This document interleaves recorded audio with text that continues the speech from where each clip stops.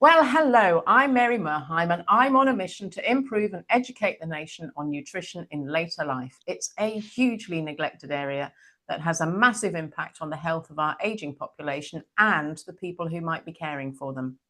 Today, I'm really pleased to be joined by Clare Bailey. Hi, Clare. Hiya, How are you? I'm good, thank you. How are you? I'm brilliant. Yeah. Thank you for agreeing to join me. So, just tell us a little bit about yourself.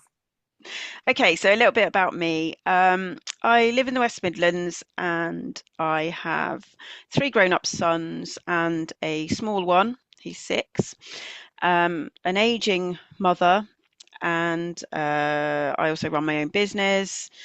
Um, and yeah, just sort of generally very busy lifestyle, really. Have quite a lot of hobbies like traveling, all the usual stuff. So yeah, just a generally busy middle-aged woman.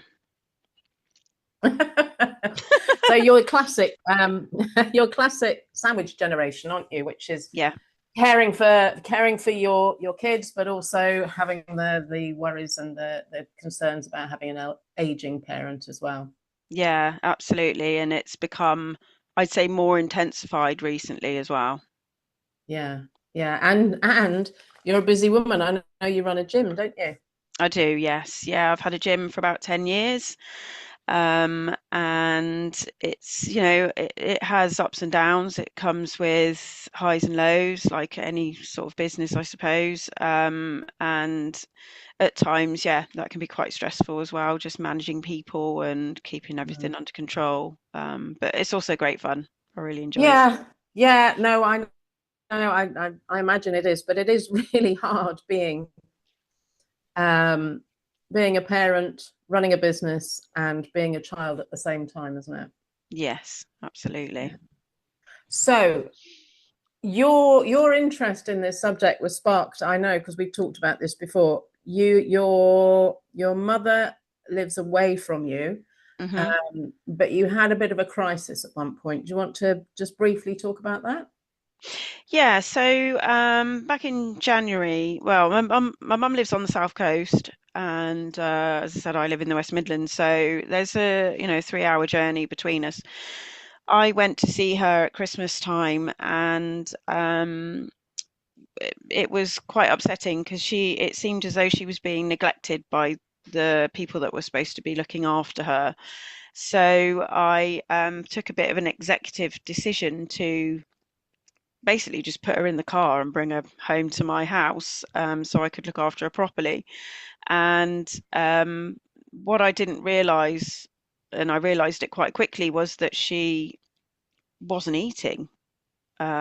And it's like, oh, we brought her home and we put a plate of food in front of her, which I knew that she would eat because obviously, being my mum, I know what she likes, or I thought I did. And she's like, "Oh, that's horrible." And I'm like, "Oh, Mm, crikey, what do I do? What do I do?" So yeah, yeah, that was quite a challenge. yeah. That's a real crisis, and it's a real shock when it happens, isn't it? Yeah, yeah, it was. Yeah, and I suppose being the child of somebody like that, it's a really tricky situation in that you're trying to tread very carefully and appreciate the fact that you are still that person, a child, but really you need to start not necessarily taking control of what they eat, but really looking into it. And I'm being rubbish today. Yeah. Um, so it's really hard when you've got somebody who's been your parent and you've got to start almost taking on that parental role. Yeah, it is very much a role reversal, and you do, like say, have to tread carefully, and you've got someone that you've just removed from, in my case anyway, I removed her from her home environment. She has dementia, so even though I've lived in my home for, best part of 10 years, when she walked in here, it was brand new. And she was overwhelmed and confused. And so to then start, being the authoritarian over what she was eating, I Mm, needed to be quite careful about that because I didn't want her to sort of shut down on me um, Yeah, and not cooperate. I mean, to yeah. be fair, she's lovely, and for someone that has dementia, she's never shown any sign of, anger or aggression or anything like that. She's very amenable, but I still wanted to protect her Mm. emotions and well-being. Yes, I've met your mother. She's adorable, just She like is. you. Oh, thank you. um, yeah, so that was really tricky because you thought you were doing the right thing and you put a plate. I seem to remember was it not sausage and mash or something like Yes. that? Yeah, it was. Yeah. That you go, well, I know Mum likes that, and then you were faced with the devastating realization that actually what you thought she loved and wanted to eat was completely out the window. Yeah, yeah, completely out the window because I based that sausage and mash decision on when my stepfather died in 2022, and I went to stay with her for a few days and put the same plate in front of her and she ate the lot. So it's like, Mm-hmm. well, I know what I'm doing. And yeah, so it was, although there was a several, big year, a 3-year gap between that, you don't expect things to deteriorate like that.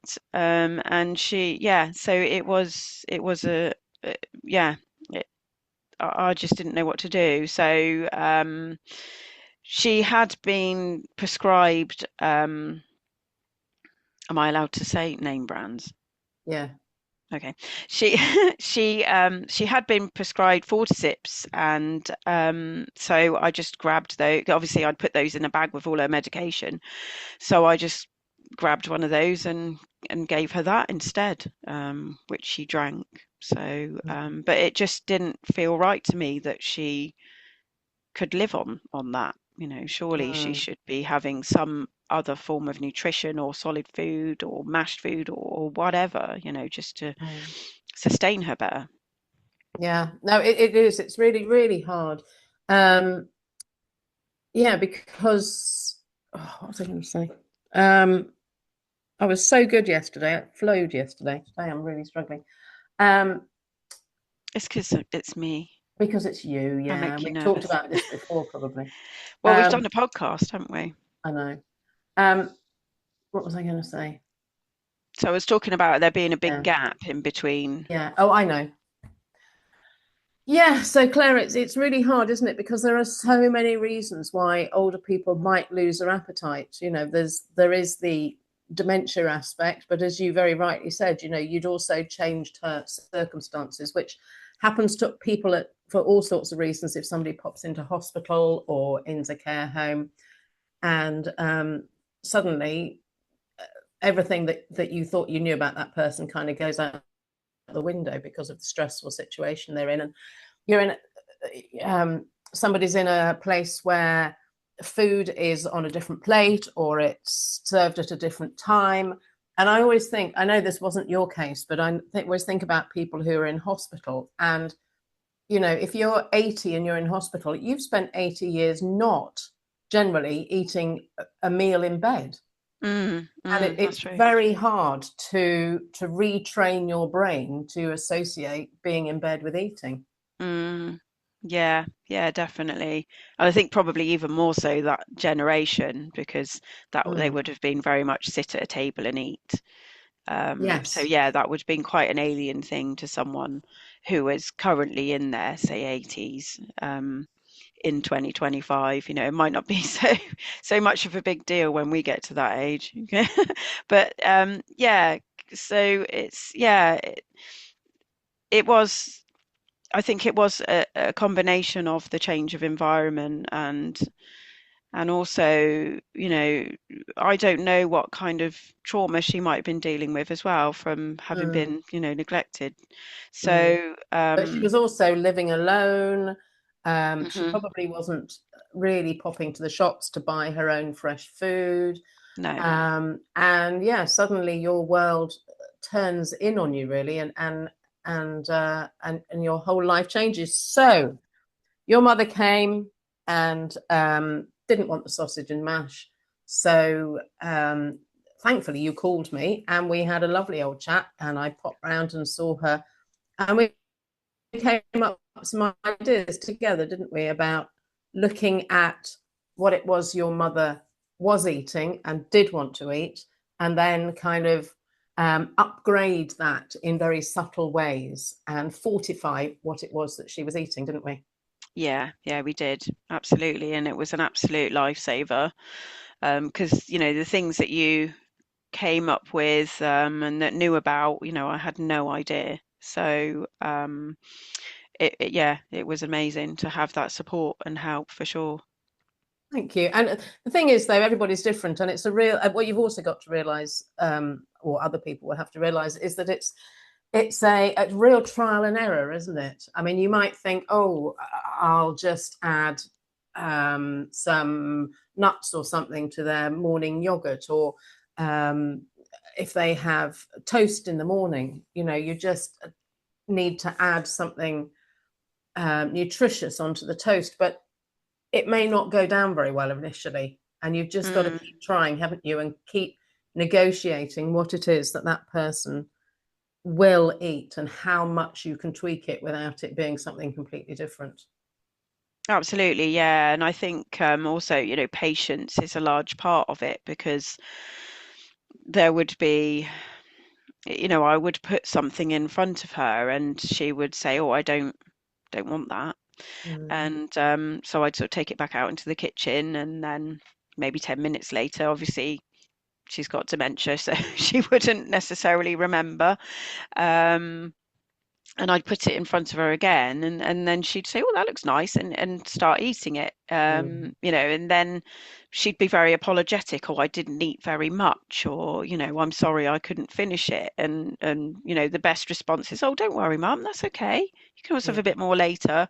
It is a little bit like children, to be fair. And I suppose because I've also got a fussy eating 6-year-old, I was able to apply a little bit of that sort of experience as being a parent myself to my own parent, um, Mm, who is pretty much regressing into being a child again. So yeah, it's all about patience. Maybe, just because you offer something once, it doesn't mean mm, that, and they reject it, doesn't mean they don't want it. You could try it again, even if it's 10 minutes later. Try slightly different variants of what you've given them. So whether it's a different topping on a bit of toast, or um, I mean, one of the things that she really enjoyed eating was custard. mm. So I was giving her custard, but I was, stewing an apple and mixing it in, or blending a banana into it, or those kind of things. And um, uh, she seemed to still like it, even though I did that. Yeah. So, again, it's, you hide vegetables in kids' food, don't you, as well? So it's a similar thing. But yeah, I think patience is key, which and again can and be must be hard when you're exactly, being yeah, pulled in every direction as well, but yeah, it's something that you do need to try and practice and definitely. thing, because yeah, it is very difficult, and tweaking things, as you say, sometimes works and sometimes doesn't work. And Mm. in fact, funny enough, talking about custard in the news recently, I think it's is it England's oldest man or something, and his secret was to drink a Oh, cup I of saw custard that. every evening. Yeah. Yeah, And so good. I know, and although that might seem a ridiculous idea, actually custard is not bad. So you're adding fluids to your diet, which is always really important. He was Mm. adding a bit of protein from the milk and from the powder, probably that he made the custard with, and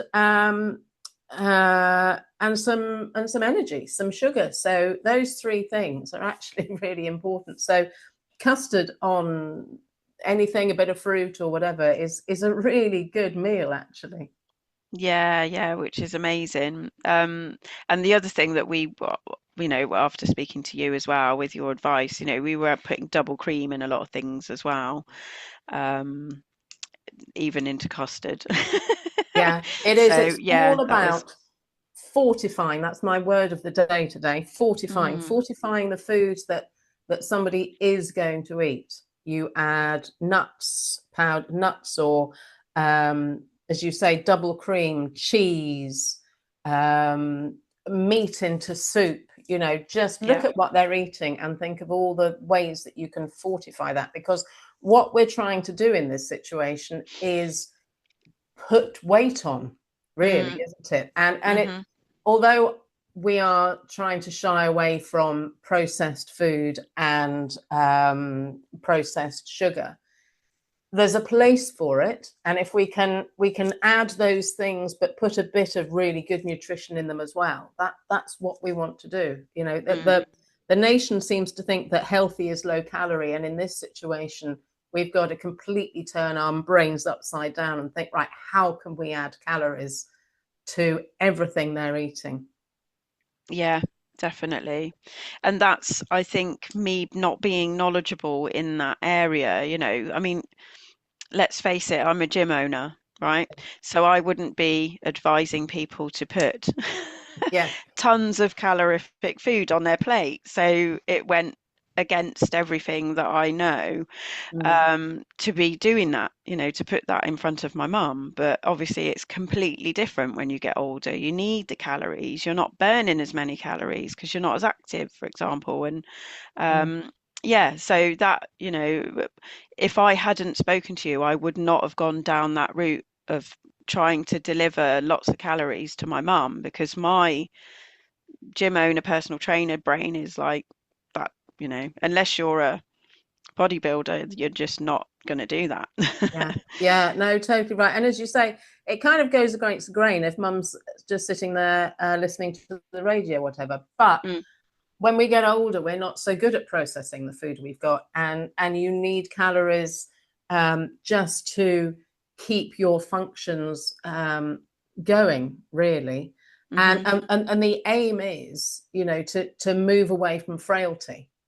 So being slim in old age actually isn't the ideal like it is when we're younger. We need to have a bit of strength. We need to have a bit of weight. We need to have a bit of meat over our bones, because if you are slim and old, you are going to fall and you are going to be a little bit more frail, and you're not going to bounce when you take that fall.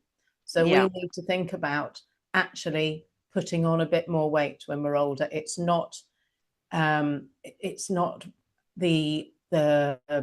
dreadful thing that we think it is when we're younger. Obviously, No. obesity and diabetes aside, being a little bit plump and a little bit what's the word? As I said, with a bit of meat on your bones is one of the most important things of longevity when you're older. Yeah, I suppose it's almost like a protection, isn't it? It is, and it's also a store of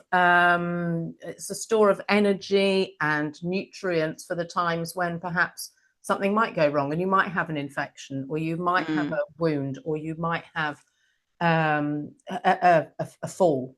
It's a store of energy that you might actually need at that point. Yeah. So I think our discussion today really is looking at, don't assume mum necessarily is going to like what she always used to like, because, as I'm sure I've told you before, taste buds change as well. So it's not just the emotional side of being on your own, not really wanting to eat. There's all sorts of reasons why people do lose their appetite. Sometimes people struggle really badly with indigestion or toothache. And I think the important thing is to really individualize it and find out why somebody's lost their appetite. And then we can very carefully steer people in the right direction, can't we?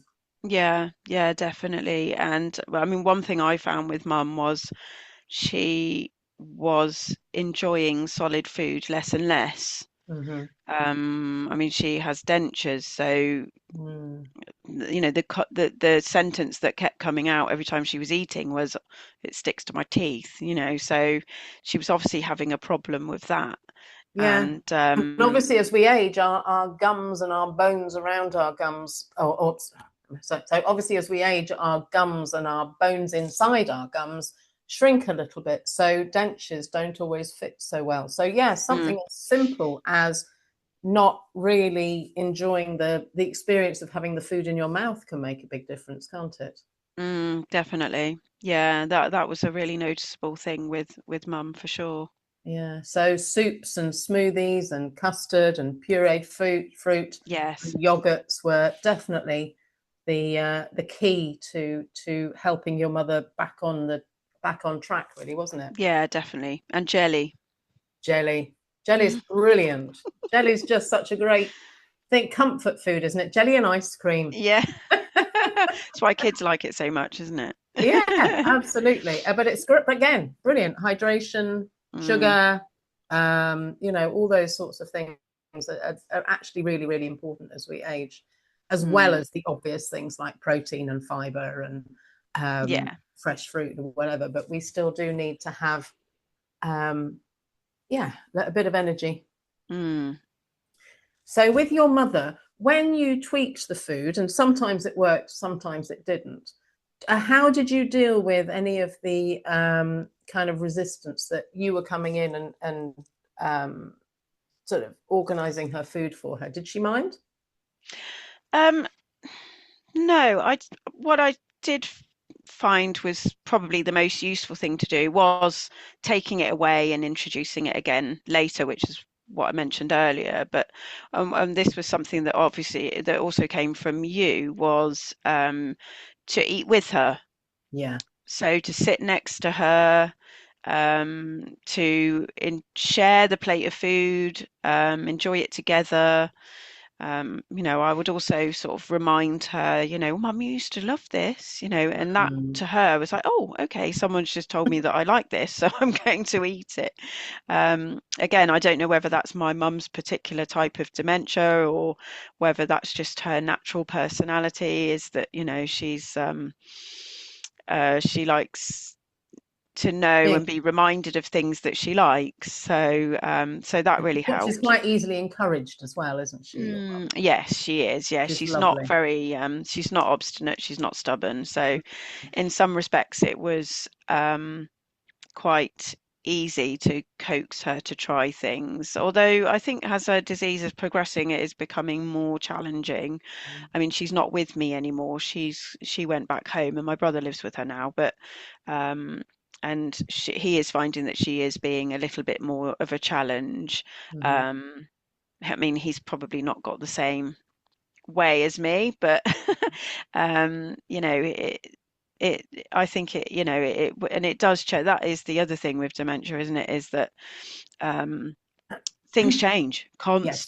constantly Yeah. changing. So what worked last week may not work this week. So, and again, it's just constantly adapting and sort of cueing into your parent or the elderly person that you're caring for and really trying to engage in that part of them that is still receptive to being encouraged to try something or do something different. Or I mean, because to them it could be different, it could be the same thing that they ate yesterday, but to them today it could be completely different. So I it's think that's just, that. Sorry. yeah, no, so that's a really good thing to consider, is just to keep, well, it's just patience and Mm. trying to adapt with them. But then again, you don't know the rate at which they're changing themselves, so you have to, I think yeah, be that's, quite I think, flexible. yeah, some really wise words there, Claire. I think, yes, dementia is a degenerative disease. We have to accept that. So if mum was one way last month, she's not going to be the same this month necessarily. She might plateau and be the same for a little while, and then suddenly things change again, and you've just got to keep up with that, haven't you?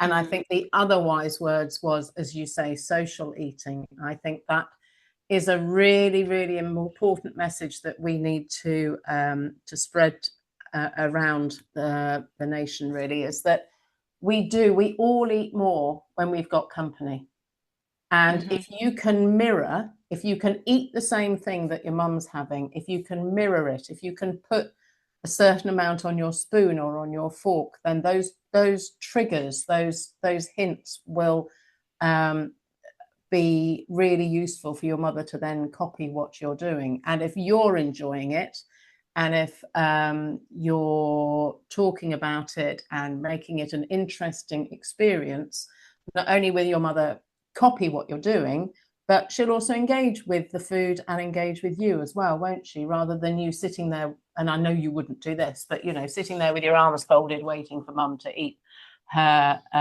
mashed up food while you just want to scoot it away and put it in the dishwasher, which I know happens. And I know it's very easy to do that when you've got a lot of things, excuse the pun, on your plate. But we need time, we need patience, we need to be able to adapt to their changing circumstance. And we need to encourage, really, don't we? Absolutely. Yeah.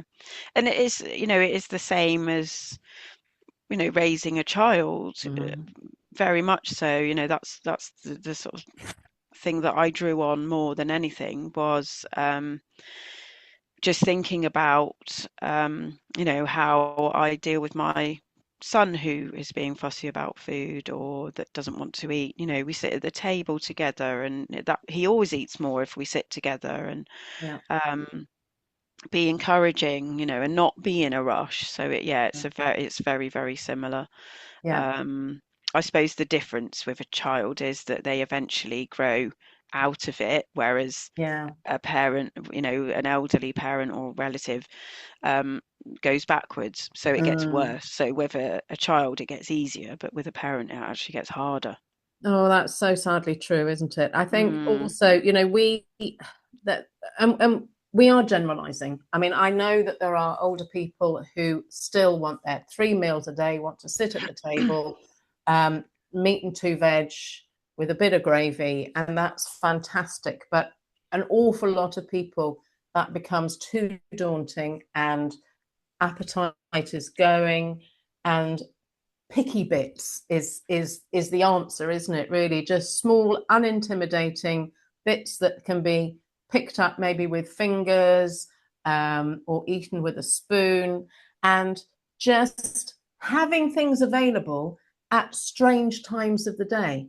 I think we need to pick up on the fact if somebody's possibly a little bit hungry, it doesn't matter whether it's 2 o'clock in the afternoon or whether it's their usual 6 o'clock in the evening meal, because the body's giving out different messages and whatever. So I think it's really important that there should always be snacks and things that you can have within eyesight throughout the day. yeah, definitely. And I had something that I was going to say that was really quite poignant, and it's gone. Um, Bugger, bugger, bugger, bugger, bugger, bugger, bugger. Okay. I did which one? Oh, it was right at the beginning of what you were saying. About how some people still want to meat and two veg. Yes.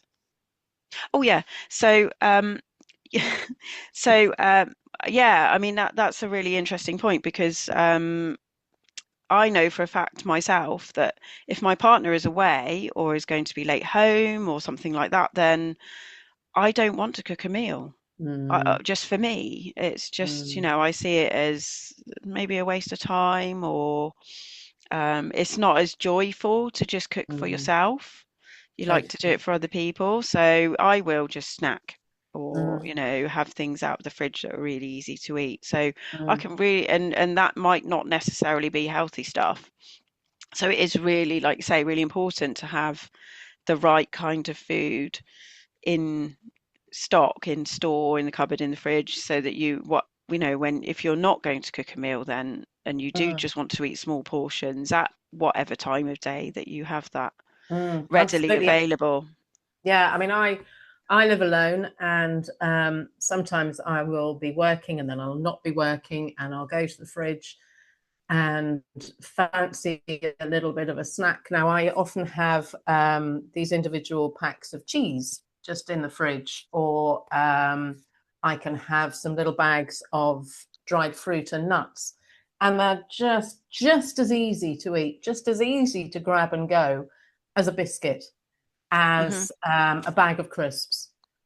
And so it is just having something at eye level or in front of you sometimes, to go, oh, well, I'll have that instead. And I'm thinking more of maybe people who aren't quite as far down the dementia route as your mother is, and people who are perhaps living alone.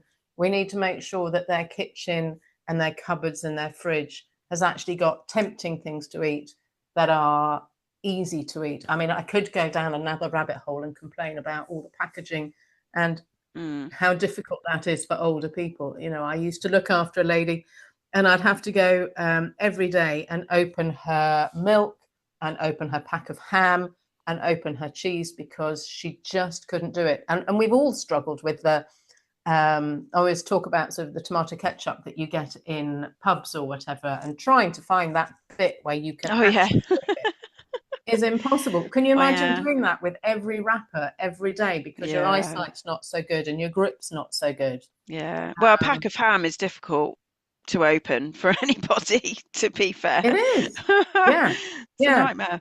Yeah. It is. I think food packaging is needs to be broached a little bit more as well, because some of it's really, Mm. really inaccessible. And you've got an older person who might be living alone and want to eat reasonably healthy, but just Can't can't open the packages. Yeah. can't open the packages. Mm. And you go there later in the day, and mum's not eaten very much because she just couldn't even get into it.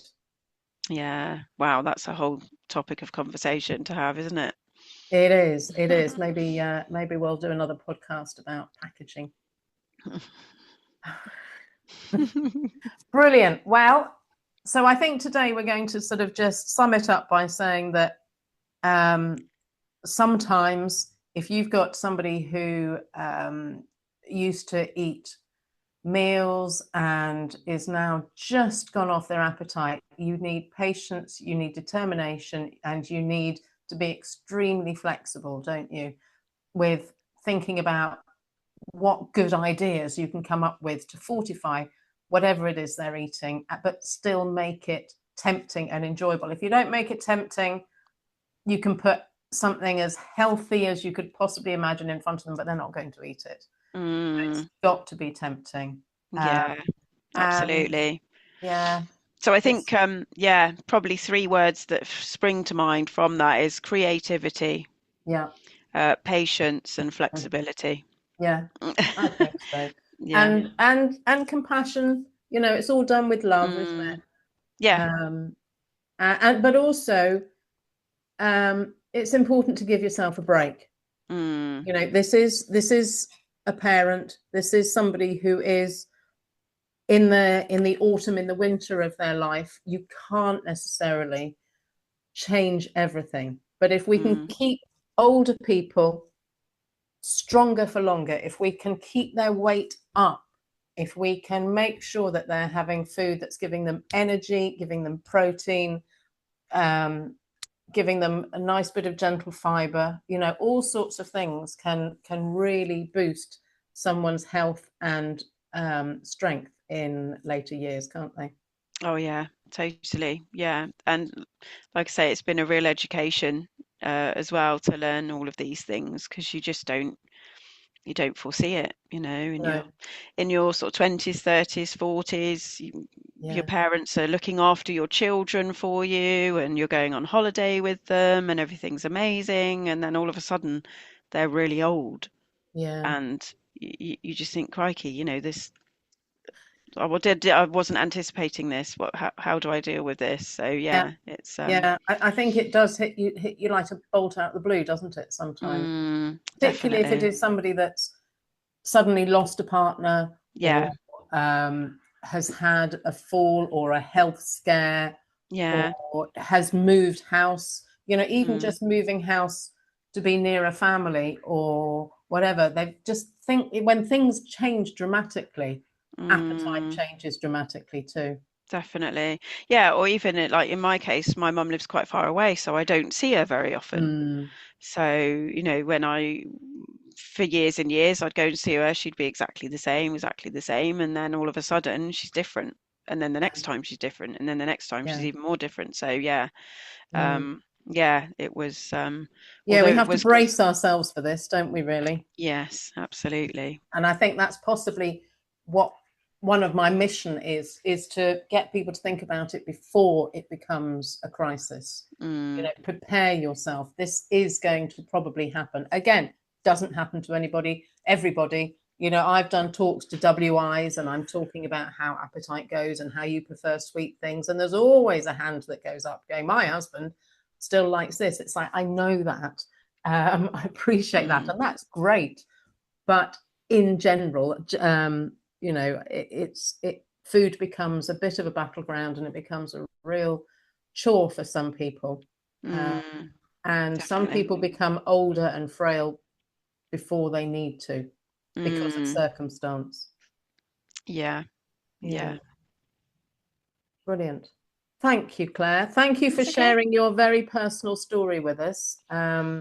I really do hope your mother goes from strength to strength, although I know that she has you know, she has a life limiting disease, dementia, Mm, and we can't fix everything. But I hope that what we've talked about resonates with some other people, and I hope that when you and I were together and I was giving you advice, that it really did help and keep her stronger for longer. oh, totally. Yeah, it was a huge help, and also, you know, when my mum did go back home, I was able to pass that knowledge on to my brother, who has Mm, become her carer. So, um, he's read your mm. book, and you know, Oh yeah. he's yeah, and he's you know, he's found it really helpful as well. So yeah, thank you. That's brilliant. I mean, I do think that one of my pieces of advice is if mum does live a long way away or even just down the road, whenever you go and visit, take something to share, something to eat Mm, together. I've always said this to people before, you know, there's no point, well, there is a point, but it's rather than taking maybe a lasagna for them to warm up later when you've gone, mm, take a lasagna that you can eat together yeah, is definitely. and then you'll know as well, then you'll know if mum's picking at it Hmm. or most of it goes in the bin or her taste has changed or whether it's you know, the right thing to do. You know, it's a way of monitoring, isn't it? Mm, definitely. Yeah, yeah. No, that's really good advice. Thank you. Brilliant. Okay, well, enjoy the rest of your day Thank you. and thank you so much for coming on my podcast today. No problem. I've enjoyed it. Thank you for having me. See you soon. Bye bye. Thanks. Bye, Claire.